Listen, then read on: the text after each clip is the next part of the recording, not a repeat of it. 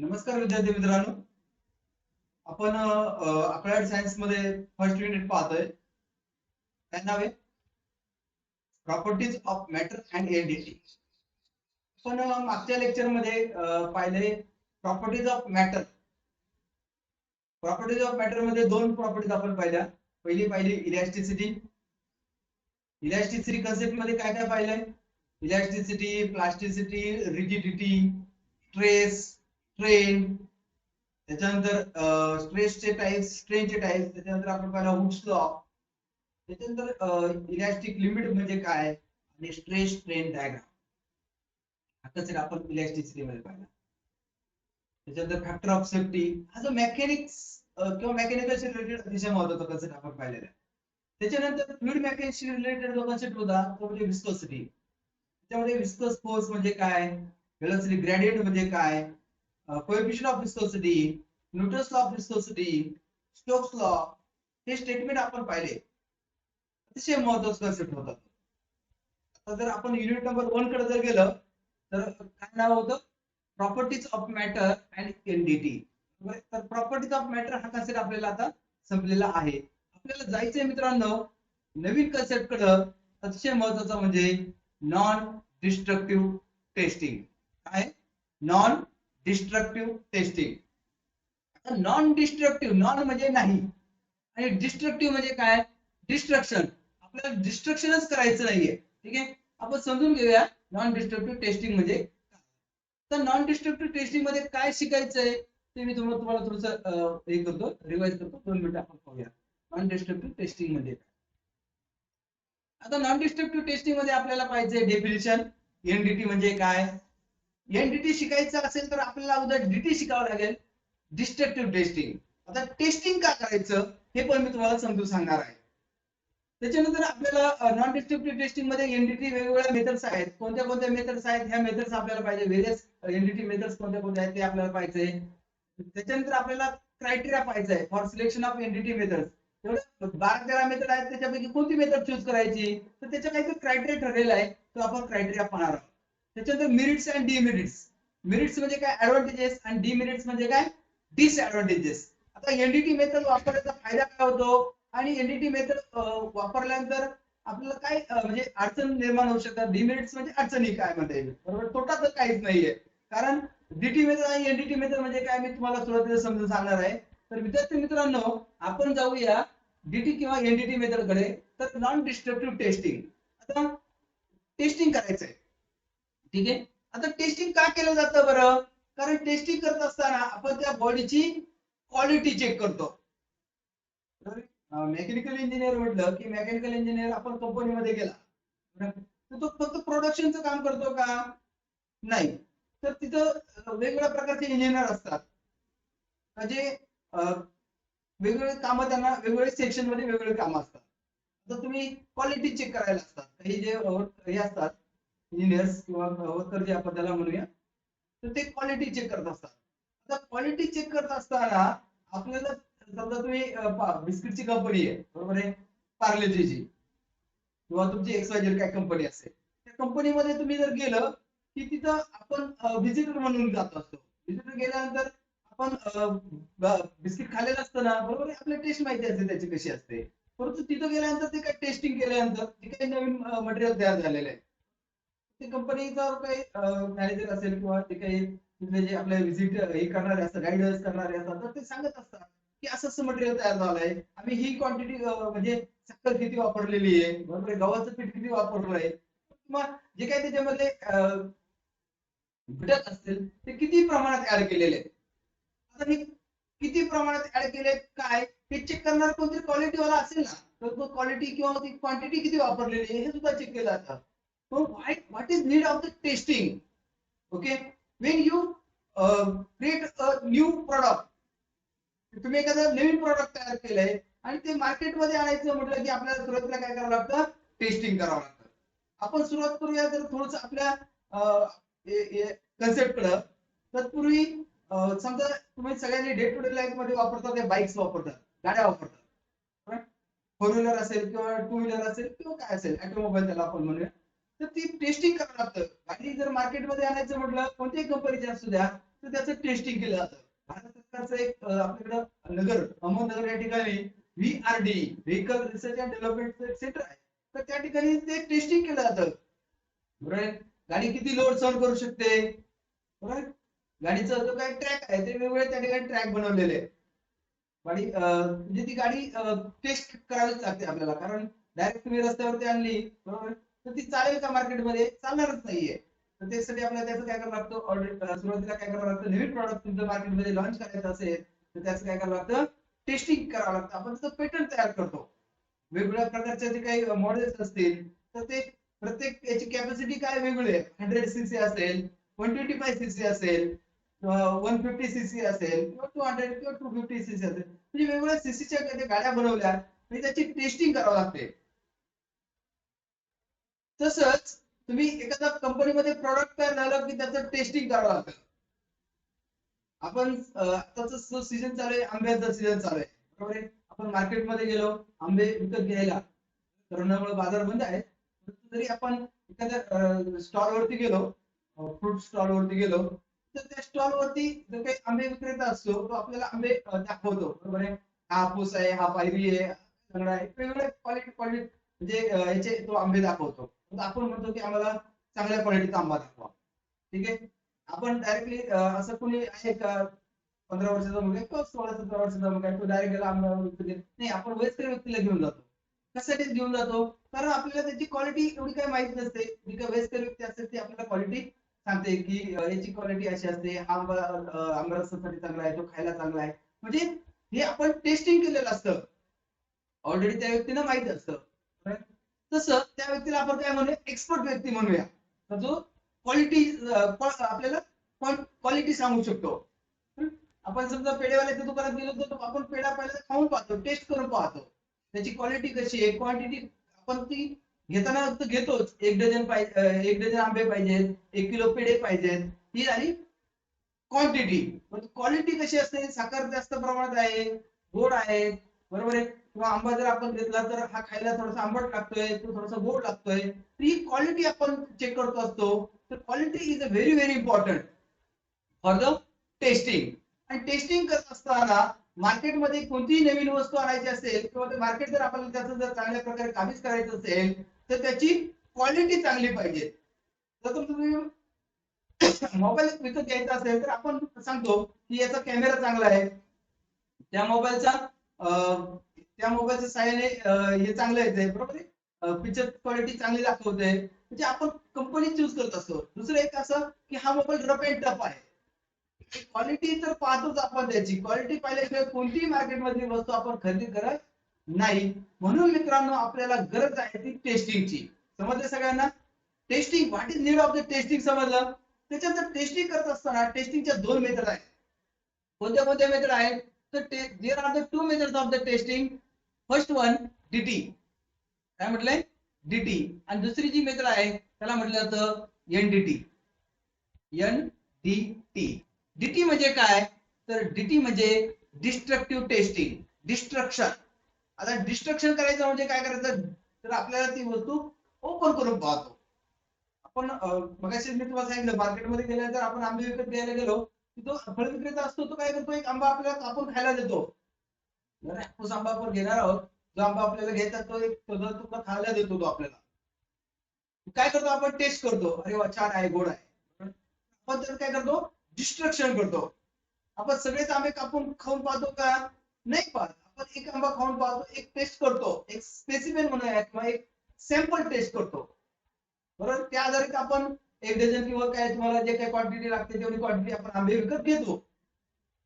तसंच पेढेवाल्याकडे गेलो तर पेढा सुद्धा आपण सगळे पेढे खाऊन पाहतो का, नाही, टेस्ट करून पाहतो. एक पेढा थोडासा आपण तुकडा खाऊन पाहतो, म्हणजे टेस्ट केलं जातं, त्याला डिस्ट्रक्शन म्हटलं जातं. पण बाकीच्या वस्तूंचं डिस्ट्रक्शन करण्याची गरज आहे का, नाही सर. आम्ही एक गोष्ट चेक केली, बाकीच्या वस्तू आपण त्याच्यावर आधारित समजून घेतो की त्या पण चांगल्याच असतील. एवढं करूनही घरी आपण आंबे घेऊन जातो, त्याच्यात एखादा आंबा खराब निघतो, मग त्याच्यात आंबेवाल्याचा दोष आहे का, नाही. पण आपण पाहताना आपण काय म्हणतो, चांगले चांगले ताजे ताजे आंबे पाहून द्या बरोबर आहे. थोडासा काळपट असेल तर आंबा आपण घेतो का, नाही घेत मित्रांनो. म्हणून मार्केटमध्ये गेल्यानंतर आपल्याला टेस्टिंग महत्वाचं आहे. तर डिस्ट्रक्शन म्हणजे काय लक्षात आलंय, आता नॉन डिस्ट्रक्टिव्ह टेस्टिंग म्हणजे काय, तर त्याचं ऍक्च्युअल डिस्ट्रक्शन करण्याची गरज नाहीये. एक बंद पेटी आहे हापूस आंब्याची, किती 1 डझनची पेटी आहे. 1 डझन म्हणजे किती झाले, 12 आंबे आहेत. आपण त्याचं टेस्टिंग करत नाहीये, कारण एक सॅम्पल त्यांनी आपल्याला दाखवलेला असतो. तो म्हणतो काही म्हणजे घाबरण्याचं कारण नाहीये, एकदम चांगला माल आहे, आता सकाळीच पॅक केलेला आहे आणि सगळे आंबे चांगले आहेत. आपण त्याच्यावरती विश्वास ठेवतो आणि डिस्ट्रक्शन न करता ती वस्तू काय करतो, घरी घेऊन येतो. त्याला नॉन डिस्ट्रक्टिव्ह टेस्टिंग असं म्हणतात. आता डिस्ट्रक्टिव्ह टेस्टिंग म्हणजे काय, नॉन डिस्ट्रक्टिव्ह टेस्टिंग म्हणजे काय, याबद्दल उत्सुकता तुमची वाढलेली आहे. सर नक्की काय असतं, कुठं कुठं वापरलं जातं, ते मी तुम्हाला जनरल लाईफ मध्ये एक्झाम्पल सांगितलं. पण मेकॅनिकल रिलेटेड किंवा सिव्हिल इंजिनिअरिंग रिलेटेड टेस्टिंगच्या मेथड ज्या आहेत, डीटी आणि एनडीटी, ते आपण पाहणार आहोत. चला जाऊया आपण डीटी कडे. Okay, destructive testing. आता डिस्ट्रक्टिव्ह टेस्टिंग म्हणजे काय? Destructive testing is a form of object analysis that involves applying a test to break down a particular material. काय केलं आपण त्याला, ब्रेक डाऊन केलं. ब्रेक डाऊन केलं म्हणजे काय केलं आपण त्याला, समजा आपण सिव्हिल इंजिनिअरचे स्टुडंट आहात, तुम्हाला एखादं मटेरियल टेस्टिंग करायचंय, आपल्याला त्याचा ब्रेक डाऊन करून पाहावं लागेल. एखादा रस्ता तयार केलाय तुम्ही, रस्त्याचं कॉन्ट्रॅक्टरने घेतलेलं आहे, ते रस्ता चांगला आहे किंवा नाही हे कसं चेक करणार, एक पाऊस पडून गेल्यानंतर नाही. पाऊस पडण्याच्या अगोदर सुद्धा काय केलं जातं, की त्या व्यक्तीने किंवा त्या कॉन्ट्रॅक्टरने खडी किती प्रमाणात वापरलेली आहे, डांबर किती प्रमाणात वापरले, ते काय केलं जातं, मशीन असतं छोटस, ते काय करतात, ते ड्रिल करून पाहतात. आणि तो जो लगदा आहे तो गोल बरोबर असा गोल त्याचा तयार होतो आणि तो चेक करून पाहतात. बरोबर आहे, डांबर किती आहे, त्याच्यात खडी किती वापरलेली आहे, बरोबर आहे, त्याच्यात मोठ्या प्रमाणात जी जाड खडी आहे ती किती वापरलेली आहे, असं सॅम्पल एक ब्लॉक तयार होतो त्या ठिकाणी. किंवा तुम्ही एखादा बीम तयार केला, तर त्या बीम मध्ये खडी किती वापरलेली आहे, सिमेंट किती वापरलंय, किंवा वाळू किती, म्हणजे हे प्रत्येक घटक आपण काय करतो, चेक करून पाहतो, त्याचं डिस्ट्रक्शन करतो. बरोबर आहे, तो बीम आपण काय करतो, डिस्ट्रक्ट करून पाहू शकतो. पण हे आपल्याला प्रॉफिटेबल आहे का, नाही सर, चांगला बीम तयार केला, एवढं बिल्डिंग तयार करायची आपल्याला, तो बीम फोडायचा, म्हणजे त्यासाठी आपल्याला नॉन डिस्ट्रक्टिव्ह टेस्टिंग करावं लागतं. तर त्या मेथड कोणत्या आहेत ते मी तुम्हाला समजून सांगणार आहे पुढं. त्याच्यानंतर मित्रांनो, काय करायचं आपल्याला, तर डिस्ट्रक्टिव्ह टेस्टिंग मध्ये काय चेक करायचंय, तर त्याच्या फिजिकल प्रॉपर्टी चेक करायच्या. काय फिजिकल प्रॉपर्टीज, सच ऍज मेकॅनिकल प्रॉपर्टीज. कोणत्या कोणत्या, तर त्याची स्ट्रेंथ चेक करायची आपल्याला, त्याचा टफनेस चेक करायचा आहे, त्याची फ्लेक्झिबिलिटी चेक करायची आणि त्याचं हार्डनेस चेक करायचं आहे. कुठं सांगितलं तुम्ही पहा, तुम्हाला पहिल्या चॅप्टर मध्ये पहिल्या युनिट मध्ये जो आपण पाहिलाय कोणता, इलॅस्टिसिटी, मी सांगितलं तुम्हाला स्ट्रेस आणि स्ट्रेन चेक करायचा असतो. कशासाठी, हार्डनेस आणि टफनेस. त्याचं हार्डनेस चेक करायचा, त्याचा टफनेस चेक करायचा आहे. कारण बॉडी किती इलॅस्टिक आहे, इलॅस्टिक असेल तर ती कशी असेल, फ्लेक्झिबल असेल.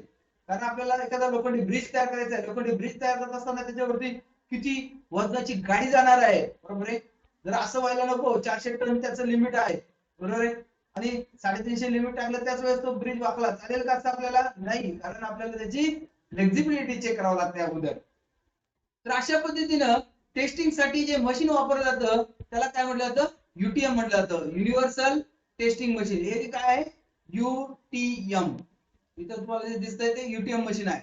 कोणतं मशीन आहे, युटीएम मशीन. आपल्याला मेकॅनिकल रिलेटेड किंवा सिव्हिल ब्रांच मध्ये हे युटीएम मशीन तुम्हाला प्रॅक्टिकल पुढच्या सेकंड इयर मध्ये आहे, त्यावेळेस तुम्ही ते पाहू शकता. युनिव्हर्सल टेस्टिंग मशीन त्याला म्हटलं जातं, युटीएम. युटीएम म्हणजे काय, युनिव्हर्सल टेस्टिंग मशीन. आता याच्यामध्ये काय काय चेक करणार आहे, तर तुम्ही त्याची टेन्साईल टेस्ट करतो. टेन्साईल म्हणजे काय, त्याची लांबी पाहिजे आपण, tensile related with the length. त्याच्यानंतर त्याची बेंडिंग टेस्ट करतो. काय टेस्ट करतो, बेंडिंग टेस्ट करतो. त्याच्यानंतर double and single shear test करतो आपण, double and single shear test करतो. त्याच्यानंतर फ्लॅटनिंग टेस्ट करतो, हार्डनेस टेस्ट करतो. त्याच्यानंतर ह्या वेगवेगळ्या टेस्टचे मेथड आहेत, आपल्या डे टू डे लाईफ मध्ये वापरत नाहीये. फ्रॅक्चर टेस्ट असेल, करोजन टेस्ट करतात आणि फटिग टेस्ट करतात. करोजन टेस्ट ही केमिस्ट्री मध्ये आहे, केमिस्ट्रीचा पार्ट आहे. त्याच्यानंतर फ्रॅक्चर टेस्ट केला जातो. त्याच्यानंतर बेंडिंग स्ट्रेस म्हणजे टेस्ट, सॉरी, ह्या टेस्ट आहेत. कोणती, टेन्साईल, बेंडिंग, त्याच्यानंतर हार्डनेस, त्याच्यानंतर फ्रॅक्चर, करोजन. ह्या टेस्ट ह्या डे टू डे लाईफ मधल्या आहेत. त्याच्यासाठी जे मशीन वापरलं जातं त्याला काय म्हटलं जातं, युटीएम, युनिव्हर्सल टेस्टिंग मशीन. एकदम छान असं हे मशीन आहे. मार्केटमध्ये जर तुम्ही पाहिलं तर थोडस कॉस्टली आहे, त्याचे जास्त महाग आहे. परंतु हे मेकॅनिकल रिलेटेड कन्सेप्ट असल्यामुळं हे मेकॅनिकलच्या जे काही लॅब्स आहेत किंवा सीलच्या लॅब आहेत त्या ठिकाणी हे तुम्हाला पाहायला मिळेल. जर प्रॅक्टिकली आपण जर जेव्हा फिजिकल कॉलेज चालू होईल तेव्हा त्यावेळेस तुम्हाला हे मशीन मी दाखवेल. मेकॅनिक्स लॅब मध्ये हे उपलब्ध आहे, आपल्या कॉलेजमध्ये पण आहे. आपण त्यावेळेस ते पाहूया. काय केलं जातं, इथे एक रॉड ठेवला जातो, रॉड लावला जातो, रॉड असतो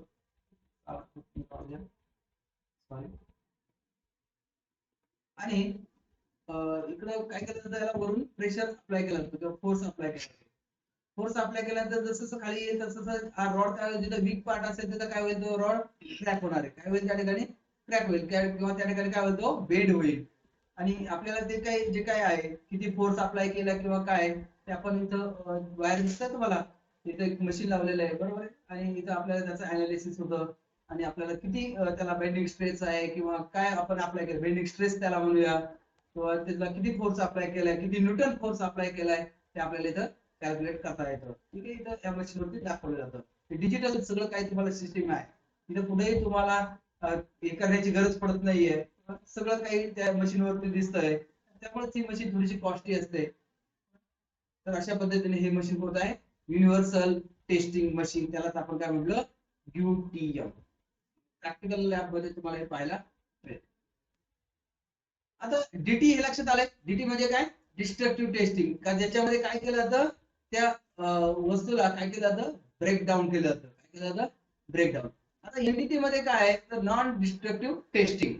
non destructive testing is a process of inspecting, testing or evaluating materials, components or assemblies of discontinuities or differences in the characteristics without destruction. महत्वाचा शब्द काय, विदाउट डिस्ट्रॉइंग. ही वस्तू आपण डिस्ट्रक्ट करत नाहीये.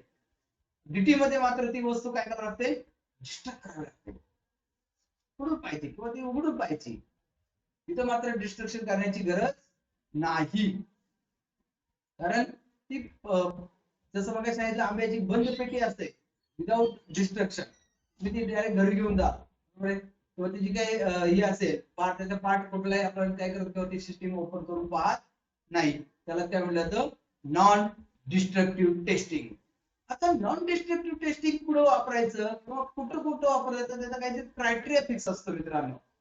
कारण आपण उठलो सुटलो लगेच एनडीटी मेथड घेऊ शकतो का, नाही. त्याचा एक सिलेक्शन क्रायटेरिया ठरलेला असतो. तर एनडीटी मेथड कोणत्या कोणत्या आहेत त्याच्याकडे आपण तर जाणार आहोत, बरोबर.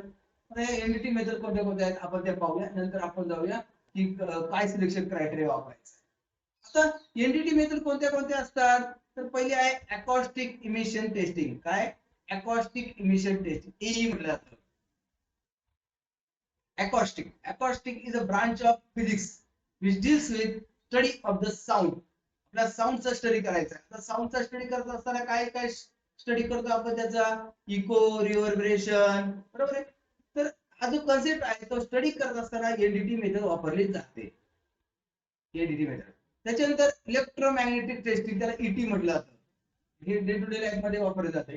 जे मी बोर्ड केलेले आहेत ना, 2 नंबरचे मेथड आहे, त्याच्यानंतर 6 नंबरचे आहे, रेडिओग्राफिक, अल्ट्रासोनिक आणि व्हिज्युअल टेस्टिंग. या डे टू डे लाईफ मध्ये वापरल्या जातात किंवा आपल्या याच्यामध्ये वापरल्या जातात. मेकॅनिकल रिलेटेड ज्या कंपनी असतात ना, तिथे ह्या मेथड्स वापरल्या जातात.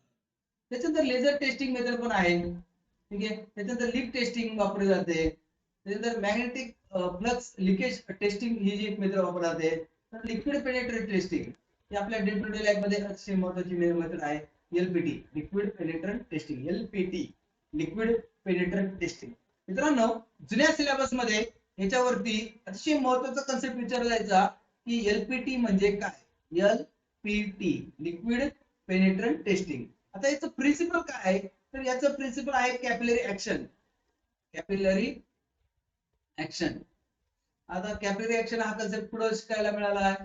कॅपिलरी ऍक्शन हा कन्सेप्ट सरफेस टेन्शन या कन्सेप्ट मध्ये आहे. कॅपिलरी ऍक्शन म्हणजे काय, तर आपण पेन पाहिला, बरोबर आहे. त्या पेनामध्ये एक पुढे टोक असतं, बरोबर आहे. त्या टोकाला शाई काय होते, पाठीमागून पुढे जाते, रिफिल म्हणूया.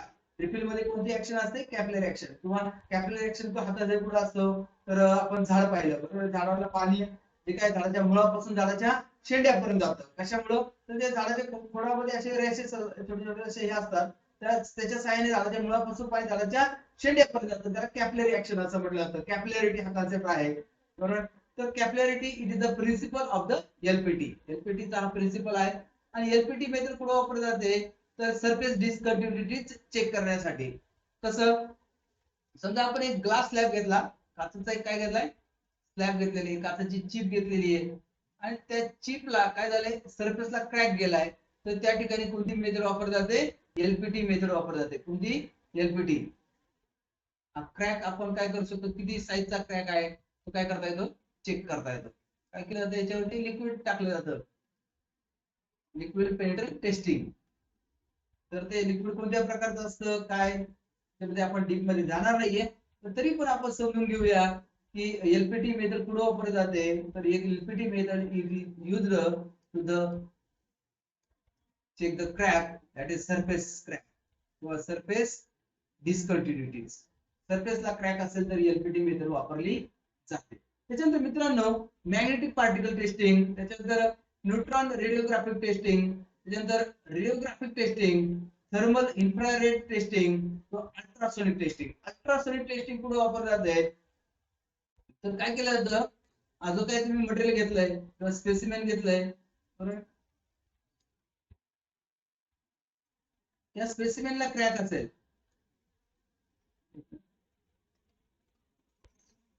तुम्ही ज्याचं टेस्टिंग करणार आहे त्याला स्पेसिमेन म्हटलं जातं, लक्षात ठेवा. याला क्रॅक कुठं असेल? आतमध्ये क्रॅक असेल, बॉडीच्या आतमध्ये क्रॅक असेल. इथं कुठं होता? सरफेसला. तर क्रॅक इनसाइड असेल, कुठं असेल? इनसाइड असेल तर कोणती मेथड वापरली जाते? तर त्या ठिकाणी अल्ट्रासोनिक टेस्टिंग मेथड वापरली जाते. कोणती? अल्ट्रासोनिक टेस्टिंग, यूटी म्हटलं जातं. Ultrasonic testing method is used if there is a crack inside the body. बॉडीच्या आतमध्ये क्रॅक असेल तर त्याला अल्ट्रासोनिक टेस्टिंग मेथड वापरली जाते. काय केलं असतं? काही नाही, मगाशी आपण जसं युट्यूब वरती पाहिले ना, तर त्याला एक हे लावलेलं असतं, तसं याला काय करतात? एक सेन्सर लावलेला असतो. तो सेन्सर, एक सेन्सर लावला जातो, त्याला ट्रान्सड्यूसर म्हटलं जातं. ट्रान्सड्यूसर पाहिजे तुम्हाला? ओके. सेन्सर असतो त्या ठिकाणी, तो साऊंड क्रिएट करतो. बरोबर. साऊंड क्रिएट केला तो साऊंड काय होतो? आतमध्ये जातो आणि त्या क्रॅकला तिथपर्यंत पोहोचतो आणि पुन्हा तो काय होतो? रिटर्न जातो. आणि हाच जो ट्रान्सफर आहे तो तुमचा ट्रान्समीटर आणि तो तुमचा रिसिव्हर. आता ट्रान्समीटर आणि रिसिव्हर कुठे असतो? तो तुम्ही आपल्याकडे असतो फोन, बरोबर आहे. त्या फोन मध्ये आपण बोललो की साऊंड काय होतो? ट्रान्समिट होतो.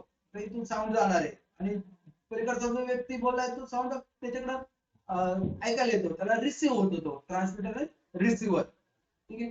तर या ठिकाणी अल्ट्रासोनिक टेस्टिंग मेथड वापरली जाते. त्याच्यानंतर व्हायब्रेशन अनालिसिस म्हणजे काय? व्हीए म्हटलं जातं. व्हायब्रेशन अनालिसिस टेस्टिंग ही सुद्धा एक मेथड वापरली जाते एनडीटी मध्ये. त्याच्यानंतर visual testing. So these are the 13 methods which are used in the non destructive testing. आपल्या त्याच्यामध्ये सगळ्यात महत्त्वाची म्हणजे कोणती? आपली LPT, liquid penetrant testing. LPT method ही अतिशय महत्त्वाची आहे. कुठे वापरली जाते हे सगळ्यात लक्षात ठेवा, कारण ऑब्जेक्टिव्ह मध्ये क्वेश्चन विचारला जातो.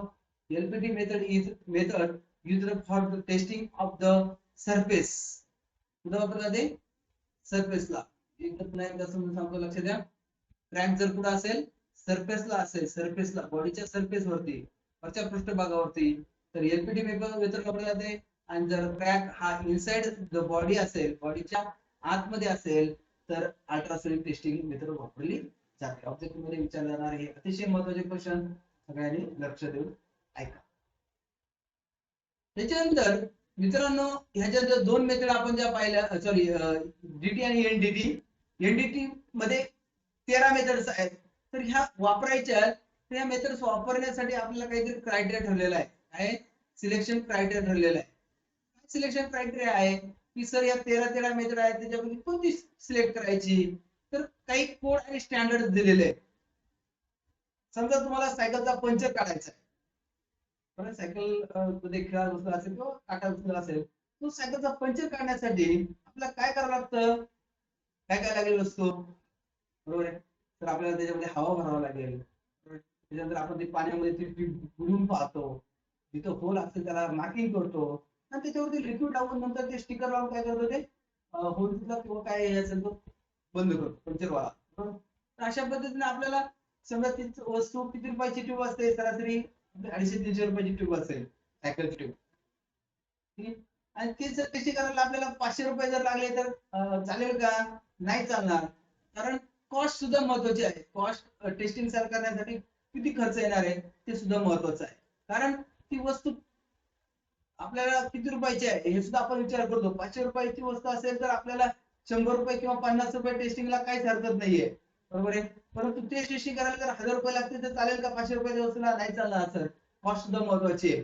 खर्च किती येईल आपण विचारतो, सायकलवाल्याकडे गेलो की आपण पंक्चर काढायला गेलो, विचारतो त्याला किती रुपये खर्च येतो, म्हणतो जर एक पंक्चर काढला तर 50 रुपये येईल, बरोबर आहे.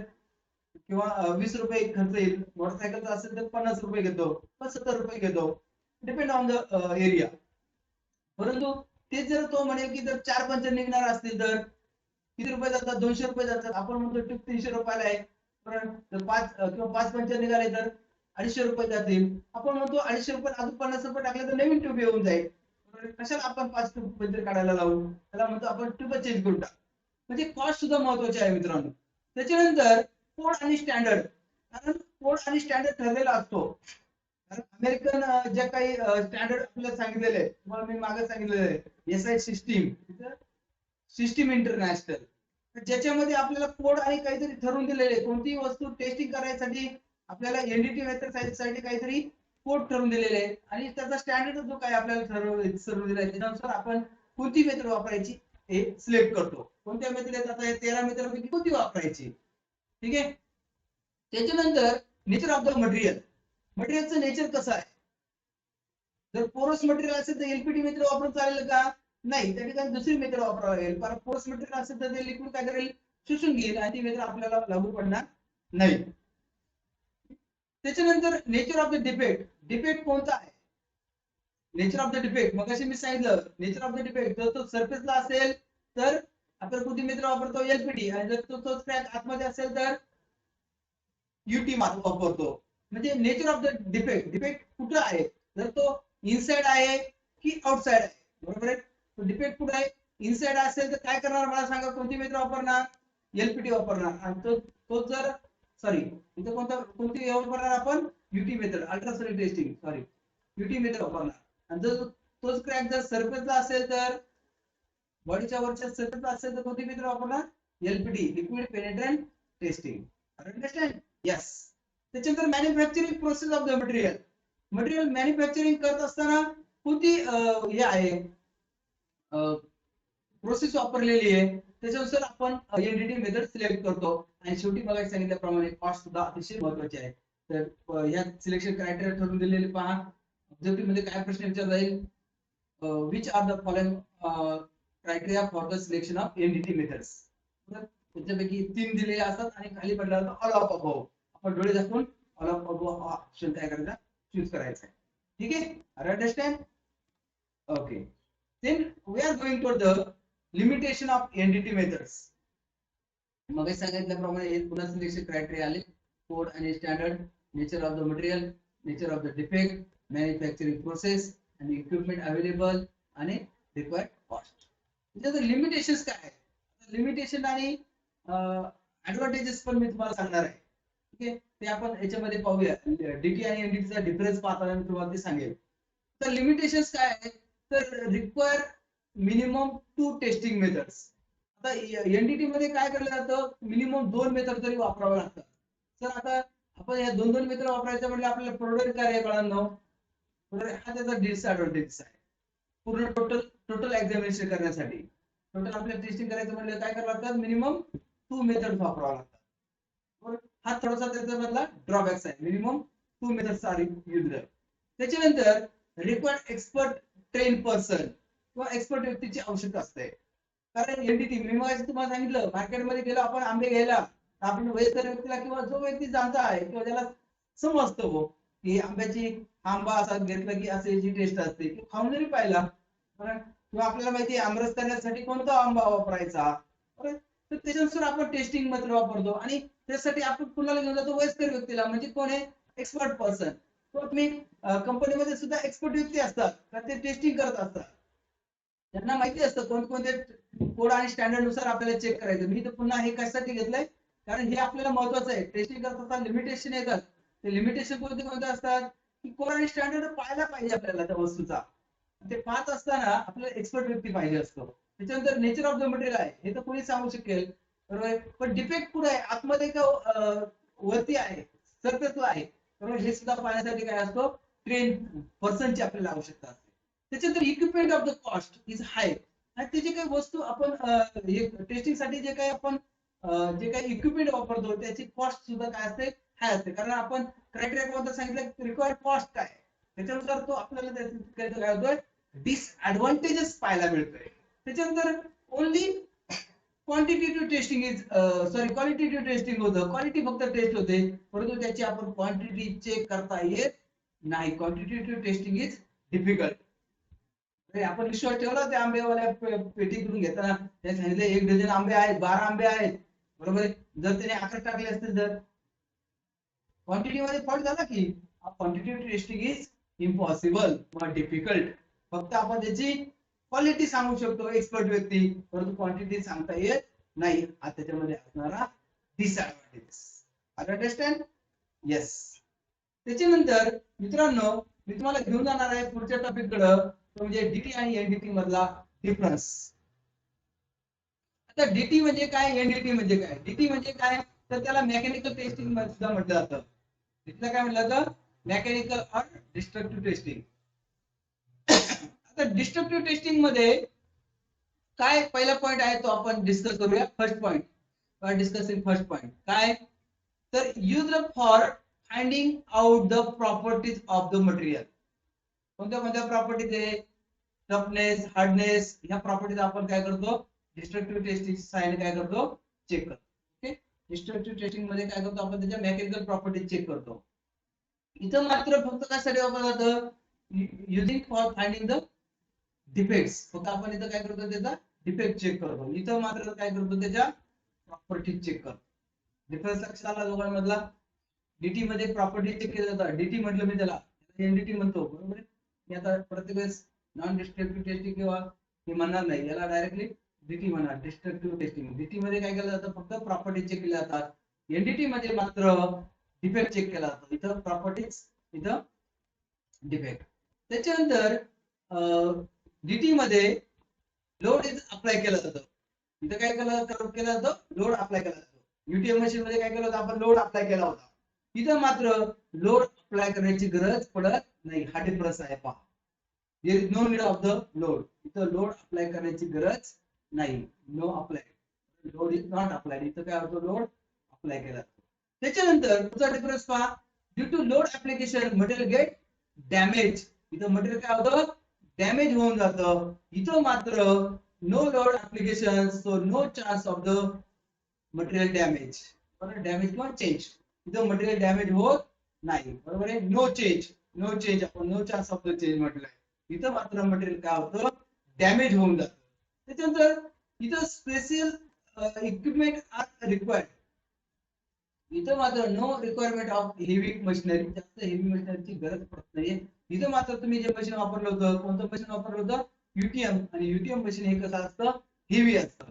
त्याच्यानंतर ही जी मगाशी मी थोडंसं तुम्हाला हे करून सांगितलं की दोन मेथड वापरल्यामुळे थोडा कॉस्ट वाढते, परंतु ही मेथड मात्र थोडीशी एक्सपेन्सिव्ह आहे. का बरं एक्सपेन्सिव्ह असेल, काय झालं, अहो सर इथं इक्विपमेंट सुद्धा हाय क्वालिटीचे वापरतात, मशिनरी मोठमोठे असतात, खर्च तर वाढलाच वाढला, खर्चिक.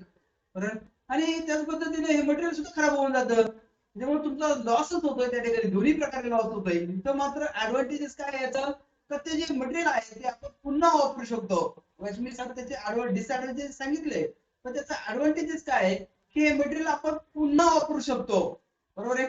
त्याच्यानंतर इथं मात्र थोडासा याचा डिसएडव्हान्टेजेस काय, एक्सपर्ट व्यक्ती लागतो. इथं मात्र तुम्हाला एक्सपर्ट व्यक्तीची आवश्यकता नसते. डिस्ट्रक्टिव्ह टेस्टिंग कुणी पण करू शकतं, बरोबर आहे. काही नाही, मार्केटमध्ये जायचं, आंबा खाऊन पाहायचा, टेस्टिंग केलं तर काही नाही, आंबा खाऊन पाहिलाय, गोड टाकले, घेऊन येतो घरी, बरोबर. अशा पद्धतीने आता या ठिकाणी कोणते कोणते मेथड आहेत तर नॉन डिस्ट्रक्टिव्ह टेस्टिंग मध्ये एलपीटी मेथड आहे, एमपीटी आहे, मॅग्नेटिक पार्टिकल टेस्टिंग आणि यूटी मेथड आहे. इथं मात्र tensile stress, compressive stress, hardness test, these are the methods of the destructive testing. Are you understand? तर अशा पद्धतीने मित्रांनो हा आहे डीटी आणि एनडीटी मधला डिफरन्स. आता डीटी आणि एनडीटी मधला डिफरन्स तुमच्या लक्षात आला असेल तर मी पुन्हा एकदा घेऊन जातो तुम्हाला मेरिट आणि डिमेरिट कडे. आता डिमेरिट पाहिले आपण मगाशी, पण जर थोडेसे ऍडव्हांटेजेस पण पाहूया ना की ऍडव्हांटेजेस काय आहे.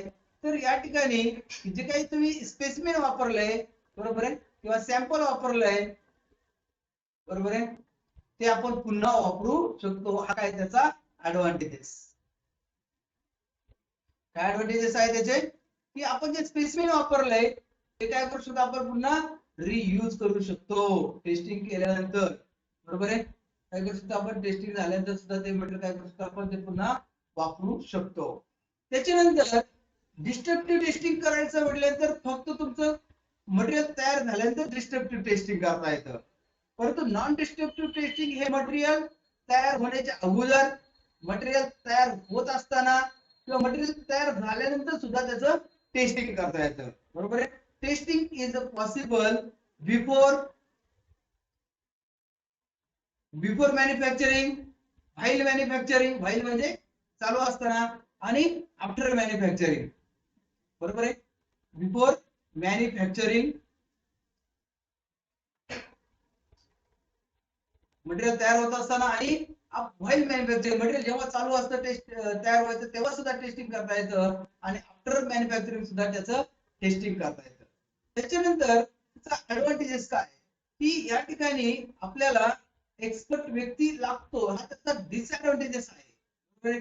परंतु मित्रांनो स्पेसिमेन खराब होत नाहीये त्यामुळे थोडीशी कॉस्ट काय करू शकतो आपण थोडीशी कमी होऊ शकते बरोबर आहे. कारण ते मटेरियल पुन्हा वापरामध्ये येते, ते वस्तू खराब होत नाही त्यामुळे याची कॉस्ट सुद्धा कमी होते. हा सुद्धा त्याचा काय झाला ऍडव्हांटेजेस झाला. ठीक आहे. All of understand advantages and disadvantages of the NDT methods. मित्रांनो डीटी आणि एनडीटी मधला फरक तुम्हाला समजला असेल तर आपण जाऊया याच्यावरती जे आपल्याला ऑब्जेक्टिव्ह क्वेश्चन आहेत ते आपण पाहूया. कारण सर तुम्ही थेअरी शिकवली त्याच्यावरती क्वेश्चन कसा पडणार आहे ते आम्हाला माहितीच नाहीये. त्यामुळं मी तुम्हाला याच्यावरती काही थेरॉटिकल पार्ट असल्यामुळं याच्यावरती क्वेश्चन काय विचारतो त्याच्याकडे जाऊया. Non destructive testing is used to determine कशासाठी वापरले जाते तर नॉन डिस्ट्रक्टिव्ह टेस्टिंग ही वापरली जाते लोकेशन ऑफ द डिफेक्ट पुढे आतमध्ये आहे का सरफेस आहे ते पण चेक करतो. केमिकल कंपोजिशन काय आहे ते पण चेक करू शकतो आपण त्याचं बरोबर आहे. मी तुम्हाला सांगितलं करोजन त्याच्यानंतर करोजन ऑफ द मेटल सुद्धा चेक करता येतं. म्हणून आपल्या एनडीटी मेथड पुढे पुढे वापरले जाते ऑल ऑफ अबोव. ठीक आहे. म्हणून आपला ऑप्शन आला all of this that's D is option is correct. त्याच्यानंतर पुढचा क्वेश्चन काय विचारलाय identify the types of destructive testing. कोणत्या कोणत्या आहेत रेडिओग्राफिक टेस्टिंग नाही ही radiographic testing is NDT. Dye penetrant testing म्हणजे liquid penetrant testing is NDT method. Creep test is the DT testing. Destructive testing कोणती आहे डिस्ट्रक्टिव्ह टेस्टिंग त्याला आपण डीटी म्हटलंय तर कोणती आहे creep C R E double P कोणती आहे creep C R double E P. Creep test is a destructive testing method. All of above हे ऑप्शन असणार आहे क्रीप टेस्ट असणार आहे. तर तुमचे पहा त्यानंतर which test is used to determine the dimension of any object. कोणती मेथड वापरली जाते तर डायमेन्शन ऑफ ऑब्जेक्ट चेक करण्यासाठी ईडी करंट टेस्टिंग मेथड वापरली जाते. अल्ट्रासोनिक सुद्धा नाही वापरत टॉर्शन पण नाही वापरत पण नाहीये तर eddy current testing is used to check the time. शेवटचे 2 मिनिटं ठीक आहे. तर शेवटचे 2 क्वेश्चन आपण पाहूया आणि आपण या ठिकाणी थांबणार आहोत. आपलं युनिट पण तोपर्यंत संपतंय ठीक आहे. मित्रांनो जाता शेवटचे 2 question. Which test is used to determine the dimension of the object. ठीक आहे. मगाशी सांगितल्याप्रमाणे ईडी करंट टेस्टिंग आहे. त्याच्यानंतर eddy current test is used to detect the cracks, hardness, conductivity आणि ऑल ऑफ अबोव. तर हा शेवटचा एक क्वेश्चन आपण या ठिकाणी पाहिलेला आहे. तर अशा पद्धतीने मित्रांनो डीटी मेथड एनडीटी मेथड म्हणजे काय आहे हे तुम्हाला अतिशय चांगल्या प्रकारे समजलं असेल. पुन्हा एकदा तुम्हाला घेऊन जातोय डीटी आणि एनडीटी मेथड कडे. तर आपण त्याच्याकडे जाऊया. डीटी मेथड्स म्हणजे काय, एनडीटी मेथड्स कुठे वापरले जातात, ठीक आहे. आपण आतापर्यंत पाहिलेलं आहे DT methods, NDT methods. DT methods म्हणजे काय, एनडीटी मेथड्स त्याच्यावरती काय काय आपण शिकलेलो आहोत ते मी पुन्हा एकदा रिवाइज करतो. त्यामध्ये आपण पाहिले non destructive testing. Non destructive testing is a testing of the material without destruction of the material. कुठल्याही प्रकारचं डिस्ट्रक्शन करायची गरज नाही, त्याला आपण एनडीटी मेथड म्हटले. त्यामध्ये व्हेरियस एनडीटी मेथड्स आपण कोणत्या कोणत्या पाहिल्या तर तो टॉपिक सगळ्यांच्या लक्षात आला असेल. कोणत्या कोणत्या आहेत, first testing, electromagnetic testing, laser testing, त्याच्यानंतर leak testing, magnetic flux testing, liquid penetrant testing, magnetic particle testing, neutron radiographic testing, radiographic testing, thermal infrared testing, ultrasonic testing, vibration testing, vibration analysis, आणि शेवटची जी method आहे ते म्हणजे visual testing. याच्यामध्ये मी ज्या dark केलेल्या आहेत बरोबर आहे त्या मेथड्स कोणत्या कोणत्या आहेत, जे इलेक्ट्रोमॅग्नेटिक टेस्टिंग, त्याच्यानंतर liquid penetrant testing, radiographic testing, ultrasonic testing आणि visual testing. These are the very important methods which are used in the day to day life. म्हणजे आताच्या मार्केटमध्ये ज्या वापरल्या जातात त्या 5 मेथड आपण ज्या पाहिल्या त्या मार्केटमध्ये वापरल्या जातात. अशा पद्धतीने हा कन्सेप्ट या ठिकाणी संपलेला आहे. म्हणजे युनिट नंबर 1 पण आपलं संपतंय. काय नाव आहे युनिट नंबर 1 चं? Properties of matter. कोणत्या दोन प्रॉपर्टीज? इलॅस्टिसिटी आणि विस्कोसिटी आपण शिकलो आहे. आणि पुढचा एक त्याला जॉईन करून जो टॉपिक होता तो म्हणजे नॉन डिस्ट्रक्टिव्ह टेस्टिंग म्हणजेच एनडीटी. जर मित्रांनो तुम्हाला जेव्हा तुम्ही कंपनीमध्ये कामाला जाल, मॅन्युफॅक्चरिंग प्रोसेस युनिट असतं, त्याचबरोबर क्वालिटी टेस्टिंग युनिट असतं. त्या ठिकाणी तुम्हाला क्वालिटी चेक करता आली पाहिजे. किंवा सिव्हिल इंजिनिअरिंग तुम्ही करत असताना किंवा मेकॅनिकल इंजिनिअरिंग मध्ये कन्स्ट्रक्शनचं किंवा काही कशाचं काम असेल किंवा मशिनरी तयार करतो आपण त्या ठिकाणी. मशिनरी मध्ये सुद्धा आपण काय करतो, जे काही मटेरियल वापरतो किंवा सिव्हिल इंजिनियर जर तुम्हाला एखादा बीम तयार करायचा असेल त्या ठिकाणी सुद्धा आपण जो रॉड वापरतो त्याची क्वालिटी आपण चेक करतो. आणि क्वालिटी टेस्ट करण्यासाठी आपल्याला डिस्ट्रक्टिव्ह टेस्टिंग मेथड वापरून चालणार नाही, तर आपण कोणती मेथड वापरणार आहोत? Non destructive testing which is profitable, जे आपल्यासाठी खर्चिक नसणार आहे. कारण मार्केटमध्ये आपण जर डिस्ट्रक्टिव्ह टेस्टिंग मेथड जर आपण वापरल्या तर जी काही स्पेसिमेन आहे किंवा त्याचं सॅम्पल आपण त्याला म्हणू ते खराब होऊन जातं. ते आपल्यासाठी फायदेशीर आहे का? नाहीये. तर विद्यार्थी मित्रांनो, अशा पद्धतीने आपलं युनिट नंबर 1 संपलेलं आहे. काय नाव आहे? Properties of matter and NDT. तर आपण आजच्या लेक्चर मध्ये पाहिलंय नॉन डिस्ट्रक्टिव्ह टेस्टिंग. ठीक आहे, तर मित्रांनो आपण या ठिकाणी थांबूया. सर्वांना